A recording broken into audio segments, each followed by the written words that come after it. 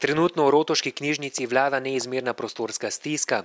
Police so nabito polne, knjige so zložene tudi po tleh. Ta položaj tukaj je že tako kritičen, da smo nekajkrat že prestavljali gradivo, vse možne kote, kamor se je dalo.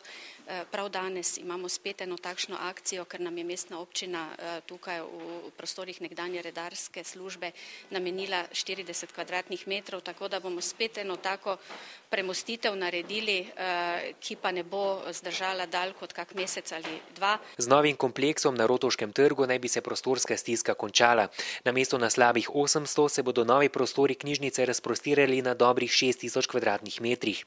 Knjižnica se bo nahajala v obstoječih stavbah okrog trga, njen osrednji del pa se bo nahajal pod njim. Medtem ko je pač tisto jedro knjižnice tega novega posega pod trgom, torej v bistvu gre za nekakšen podvojen trg, podvojen okvir tega rotovškega trga, ki se s to periferijo, s tem obrobnim prostorom, napaja svetlobo. Čeprav se projekt nahaja šele v fazi idejnega načrta, ki je podlaga za pripravo investicijskega programa, se je njegova vrednost zaradi povečanja velikosti za 1700 kvadratnih metrov že podražila. Vrednost investicije je bila planirana v uvodnih dokumentih okrog 16 milijonov evrov, kar je bilo nekje sprejemljiva vrednost glede na 8000 in nekaj kvadratnih metrov obdelave. Danes govorimo o preko 10 000 kvadratnih metrih obdelave in vrednost lahko nestrokovno in neuradno v tem momentu pač ocenjujemo, da bo presegla vrednost 20, morda celo dosegla vrednost 24 milijonov evrov.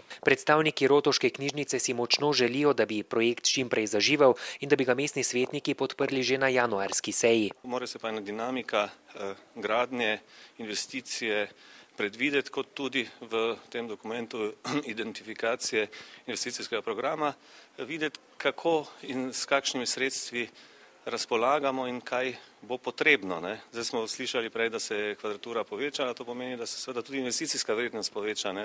O teh parametrih je treba diskutirati. Na mestni občini že sedaj računajo na konkretno finančno podporo strani Ministrstva za kulturo. Neuradno naj bi slednje za projekt namenilo približno 10 milijonov evrov.